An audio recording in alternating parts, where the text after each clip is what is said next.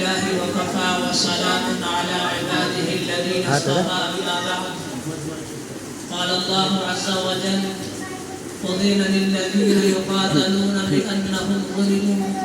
وإن الله على نصرهم لقدير. الذين أخرجوا من ديارهم بغير حق إلا أن يقولوا ربنا الله. صدق الله العظيم. محترم اور معزز سامعین،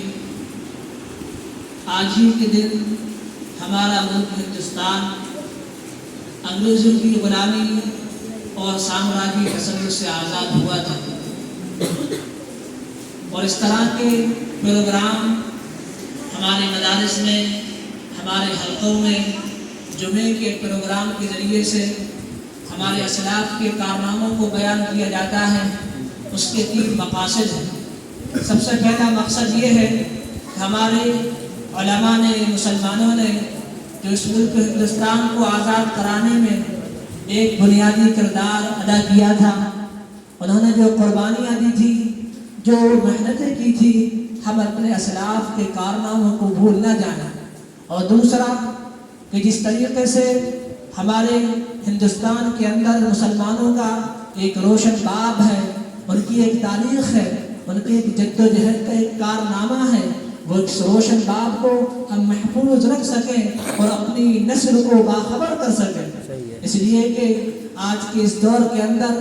اس طرف بھی محنت جاری ہے کہ کسی نہ کسی طریقے سے مسلمانوں کے اتہاس کو، ان کی تاریخ کو مٹا دیا جائے، مسخ کر دیا جائے۔ ان کی جو روشن تاریخ ہے اور جو مسلمان ان کے بادشاہ رہے ہیں، جنہوں نے ملک ہندوستان کو آزاد کرانے میں ایک بنیادی کردار ادا کیا ہے، تو اس طرح کے فتنہ پرور لوگ جو شریر ہیں اور ہماری تاریخ کو مٹانا چاہتے ہیں تاکہ ہماری نسل، ہماری قوم کے لوگ اس تاریخ کو برقرار رکھ سکیں۔ اور تیسری چیز کہ جو فرقہ پرست عناصر جن کے روح سے آج کے دور میں زہر ٹپک رہا ہے، مسلمانوں کے تعلق سے بڑی بری باتیں وہ اپنی زبانوں پر لے کر آتے ہیں، بڑے برے وہ نعرے لگاتے ہیں، تو ان کو اس طرح کے نعرے لگانا بند کر دینا چاہیے اور اس خواب کو دیکھنا بند کر دینا چاہیے کہ وہ مسلمانوں کی تاریخ کو اس ملک سے ختم کر دیں گے یا پھر مسلمانوں کا خاتمہ کر دیں گے، یا اسلام کا تہو بالا اس کو ختم کر دیں گے، یا مسلمانوں کو اس ملک سے نکال پھینکیں گے۔ تو ان کو اس خواب سے دیکھنا یہ بند کر دینا چاہیے، اس لیے کہ وہ مسلمان جنہوں نے ہندوستان کو اپنے خون جگر سے سینچا تھا، بنایا تھا اور انگریزوں کو اس ملک سے نکالا تھا، اس نکالنے کے اندر بنیادی کردار ہمارے علماء، ہمارے مسلمانوں کا رہا ہے۔ اس لیے قائدانہ صلاحیت ہر موقع پر مسلمانوں نے ادا کی ہے تاکہ ہمارے قائدین، تاکہ ہمارے بچے، ہماری نسل کے لوگ، ہم لوگ اپنی تاریخ سے واقف رہیں۔ اور جو لوگ اپنی تاریخ کو بھول جایا کرتے ہیں تو پھر تاریخ بھی ان کو یاد نہیں رکھتی، پھر ہر جانب ان کو ذلیل و خوار ہونا پڑتا ہے۔ تو آج کی اس طرح کے پروگرام کا مقصد یہی ہے کہ ہم لوگ ہمارے مسلمانوں کی قربانیوں سے واقف ہوں، ان کے کیا کارنامے رہے اور کس طریقے سے انگریزوں نے اس ملک ہندوستان کے اندر اپنے قدم جمانے کی کوشش کی۔ 16ویں صدی کی 17ویں صدی کی ابتدا سے انگریزوں نے اس بات کی کوشش کی کہ وہ اس ملک کے اندر تجارت کی حیثیت سے داخل ہو۔ انہوں نے ایسٹ انڈیا کمپنی کی بنیاد رکھی، اس کے دائرے وسیع ہوتے چلے گئے، پھر دھیرے دھیرے انہوں نے قلعوں کو قائم کیا، اڈوں کو قائم کیا، اپنے ہتھیار کے گودام قائم کیے اور فوجیوں کو داخل کیا، بڑے بڑے جنگ کے ماہرین کو تجارت کے بھیس کے اندر ان کو یہاں پر وہ لے کر آئے۔ اس طریقے سے دھیرے دھیرے انہوں نے بہت زیادہ جنگ بازی کے ساتھ اپنا کام کرنا شروع نہیں کیا، اور ان لوگوں کے سامنے اندلس کی وہ تاریخ بھی وہ دیکھ چکے تھے۔ اس طریقے سے مسلمانوں کو اندلس سے نکالا گیا تھا۔ آج کے یہ لوگ ایک ابھرتی ہوئی قوم تھے۔ جو کام مسلمانوں نے شروع کے ادوار کے اندر، شروع کے دور کے اندر کیا تھا کہ یہاں غیر لوگ مسلمانوں کی یونیورسٹیز میں آ کر تعلیم حاصل کرتے تھے، وہاں کے تعلیمی اداروں سے فائدہ اٹھا کر دنیا کے سامنے چمکتے دمکتے تھے، علوم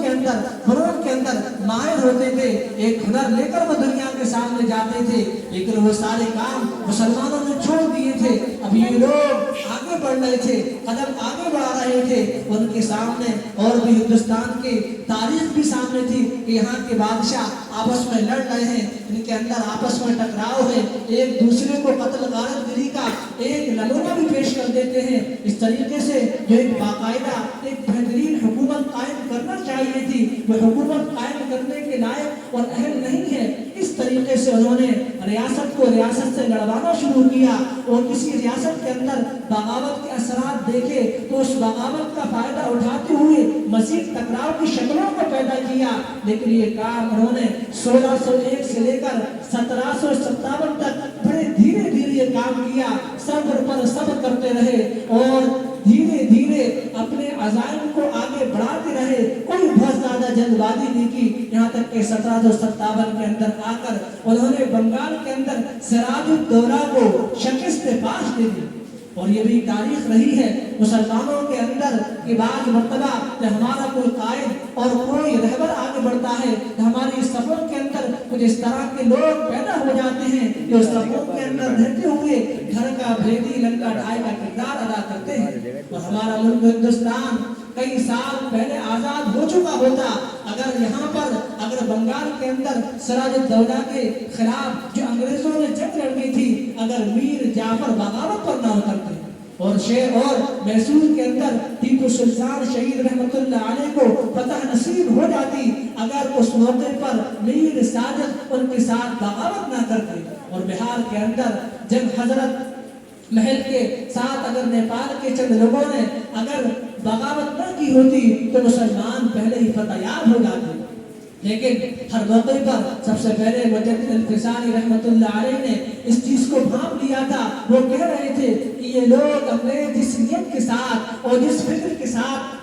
ہندوستان کے اندر داخل ہو رہے ہیں ان کی نیت اچھی نہیں ہے، کہ ہندوستان کے سونا چاندی کو ہڑپ کر لینا چاہتے ہیں، ان کے مقاصد اور کچھ ہیں۔ سب سے پہلے محسوس انہوں نے کیا، اس کے بعد شاہ ولی اللہ صاحب رحمت اللہ علیہ اس پر برابر کام کرتے رہے، محنت کرتے رہے اور اپنی اولاد کو اپنے بچوں کی ذہن سازی کرتے رہے اور ان کو ایک وارث بنا کر گئے۔ تب جا کر شاہ عبد العزیز رحمت اللہ علیہ نے سن 1803 کے اندر اس کے بعد انہوں نے جو ایک فتوے کا کام شروع کیا کہ اب ان کے خلاف علم جہاد کو علم بغاوت کو بلند کرنا ہے۔ تو یہ مسلمانوں کی ایک شاندار تاریخ رہی ہے جس کے اندر سرپرست علماء نے اپنا بنیادی کردار ادا کیا ہے۔ محمود الحسن دیوبندی رحمت اللہ علیہ ان کی تو ہر چیز کے اندر روح میں خون کے اندر ان سے انگریزوں سے بڑی نفرت بیٹھی ہوئی تھی۔ ایک موقع پر ترک موالات کا مسئلہ ان سے دریافت کیا گیا تو انہوں نے اپنے 3 شاگردوں کو بلایا، اپنے 3 شاگرد مفتی کفایت اللہ صاحب رحمت اللہ علیہ، حضرت مولانا حسین احمد مدی رحمت اللہ علیہ، حضرت مولانا شبیر احمد عثمانی رحمت اللہ علیہ، اپنے ان 3 شاگردوں کو بلایا اور کہا کہ اس فتوے کو تم لکھو۔ تو تینوں نے کہا کہ حضرت آپ کی موجودگی کے اندر میں اس مسئلے پر کسی طرح کے ہم لوگ کچھ لکھیں، تو انہوں نے فرمایا کہ چونکہ میرے دل کے اندر انگریزوں سے شدید ایک نفرت کا جذبہ ہے، اگر ہو سکتا ہے کہ اگر میں لکھوں گا تو مجھے اپنے نفس پر اطمینان نہیں ہے تو حدود کی رعایت ہو سکتی۔ ایک یو پی کے گورنر سرجام سے لکھتے ہیں مولانا محمود الحسن دیوبندی رحمت اللہ علیہ کے بارے میں کہ اگر اس بندے کو راہ کر دی جائے تو اس کی راہ اس کوچے سے نہیں گزرے گی جہاں انگریز رہتا ہو۔ اور دوسرے موقع پر انہوں نے یہ بھی کہا کہ اگر اس کی بوٹی بوٹی کر دی جائے تو ہر بوٹی سے عداوت کی بو ٹپکے گی۔ اس قدر علماء اکرام نے آگے بڑھ کر اپنے آپ کو ایک کردار ادا کیا تھا کہ مسلمانوں کا مقصد یہ تھا کہ اس ملک کو پاک کیا جائے، ناپاکی سے پاک کیا جائے۔ اس طرح کے برے خیالات ہیں، بری چیزیں ملک ہندوستان کے اندر آ رہی ہیں، ان کو کس طریقے سے ختم کر دیا جائے۔ اس لیے ہر موقع پر مسلمانوں نے آگے بڑھ کر کردار ادا کیا ہے۔ محنتیں قربانیاں تو مسلمانوں کے حصے کے اندر آ گئی لیکن حکومت دوسروں کے حصے کے اندر چلی گئی، اور آج اس طرح کے نعرے لگائے جاتے ہیں، مختلف قسم کے نعرے جس میں مسلمانوں کو ٹارچر کیا جاتا ہے، مسلمانوں کو پریشان کرنے کی سازش رچی جاتی ہے۔ ان کو معلوم ہو جانا چاہیے ہندوستان کا ہر علاقہ، ہندوستان کا ہر چپا اس بات کی گواہی دیتا ہے کہ اس ملک کو آزاد کرانے میں مسلمانوں کا بنیادی کردار رہا ہے۔ اگر ملک مسلمان نہیں ہوں گے، اس ملک کے اندر اسلام نہیں ہوگا تو یہاں کی زمین و آسمان بے نور ہو جائیں گے، یہاں کی روحانیت و نورانیت بالکل ختم ہو جائے گی۔ اس لیے اس ملک کے سب سے پہلے شہری تو مسلمان ہے، دوسرے نمبر کے شہری اور کوئی ہو سکتا ہے، لیکن سب سے پہلے اول درجے کے شہری یہاں کے مسلمان ہیں۔ اس لیے آپ انڈیا گیٹ پر جائیں گے تو سب سے زیادہ قربانی دینے والے جو لوگ ہیں صفحے اول کے اندر سب سے پہلے ان مسلمانوں کا نام لکھا گیا ہے جو 50,000 سے اوپر ہیں، جنہوں نے اس ملک ہندوستان کو آزاد کرانے میں بڑی قربانیاں اور بڑی محنتیں کی تھی۔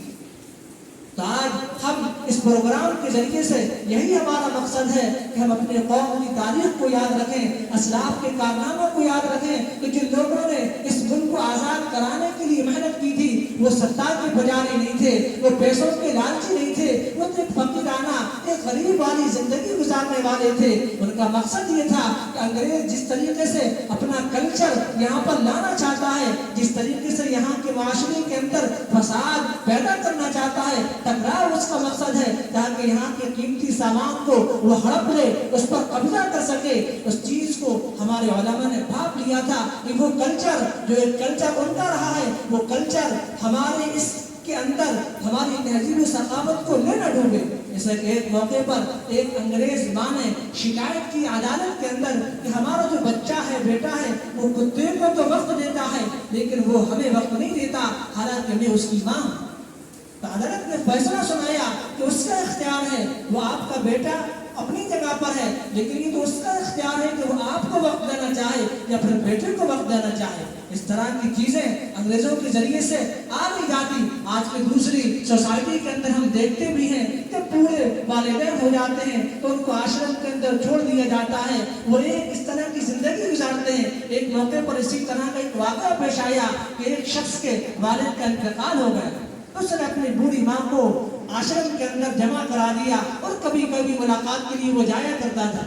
لیکن ایک موقع پر جب بالکل اخیر مرحلہ آ گیا، ضعیف وہ اس کی ماں ہو گئی اور اس قدر کہ وہ دنیا سے جانے والی ہے، تو اس نے اپنے بیٹے کو بلایا اور کہا کہ میں تجھ سے یہ کہنا چاہتی ہوں کہ یہاں پر تم کولر کا بھی انتظام پہلے سے رکھنا اور یہاں پر اچھے بیڈ کا انتظام پہلے سے رکھنا اور تم اچھے پنکھوں کا انتظام کرنا تاکہ تمہیں گرمی محسوس نہ ہو۔ تو اس بیٹے نے کہا کہ ماں میں تو آپ پہلے کہہ دیتی، میں آپ کو یہ سارے کام پہلے کر دیتا، لیکن اس ماں نے کہا کہ نہیں، میں نے تو اپنے اعتبار سے اپنی زندگی اس آشرم کے اندر گزار لی، لیکن جب تمہارے بچے آ کر اس کو جہاں پر تمہیں جمع کریں گے اس موقع پر میں نہیں چاہتی کہ میرا بیٹا تکلیف کے اندر ان ایام کو یہاں پر گزارے۔ اس طرح کا جو کلچر تھا انگریز چاہتا تھا کہ اس طرح کے کلچر کو یہاں پر لے کر آیا جائے اور یہاں پر لا کر پورے معاشرے کی بیخ کنی کر دی جائے، ختم کر دیا جائے، لیکن ہمارے علماء اس چیز کے لیے بڑے فکر مند تھے کہ اس طرح کا کلچر ہندوستان کے اندر داخل نہیں ہوگا۔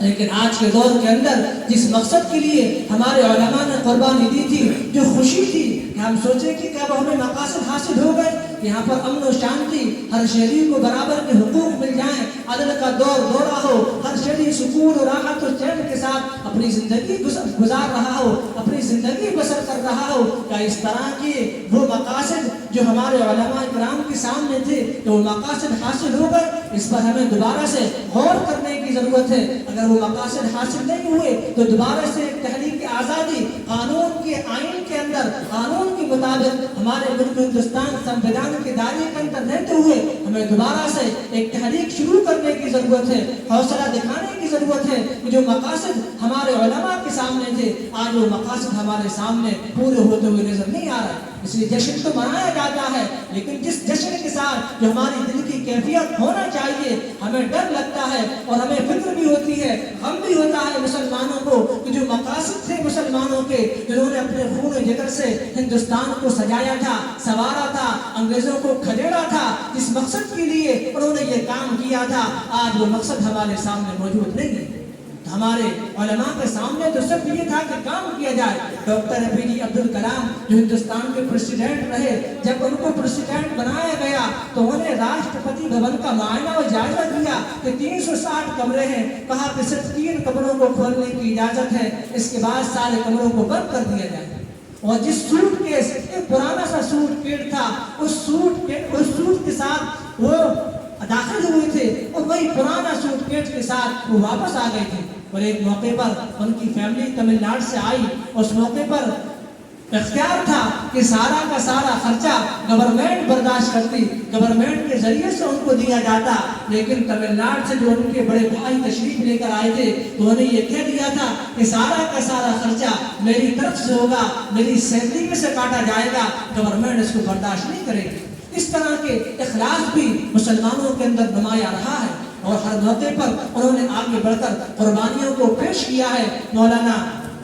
تمام طرح کے لوگ اس کے اندر قائدین علماء کا رہا ہے۔ اس اعتبار سے آج کے دور کے اندر ہم سب کو سمجھنے کی ضرورت ہے کہ ہمارے علماء نے جو جنگ کی آزادی کے اندر بنیادی کردار ادا کیا ہے، وہ ہم سے کیا کس مقصد کے لیے انہوں نے یہ آزادی کی ہوا و تحریک چلائی تھی، ہمیں بھی اس کو برقرار رکھنے کی ضرورت ہے، اور ہمیں بھی کہنے کی اور علم حاصل کرنے کی، علوم و فنون کے اندر مہارت پیدا کرنے کی ضرورت ہے، تاکہ ہم اسلاف کے کارناموں کو بیان بھی کر سکیں۔ انہوں نے جس طریقے سے ایک نہج قائم کی تھی تاکہ لوگ اعتراض کریں، اشکال کریں، تو ہم ان کو بتا سکیں کہ ہمارے علماء کے عزائم اور مقاصد کیا تھے۔ تو اس طرح کے پروگرام کے اندر بس یہی مقصد ہوتا ہے کہ ہم لوگ سال کے اندر اپنے علماء کی قربانی کو یاد کر سکیں۔ اللہ تعالیٰ مجھے اور آپ سب کو عمل کی توفیق عطا فرمائے۔ وما علینا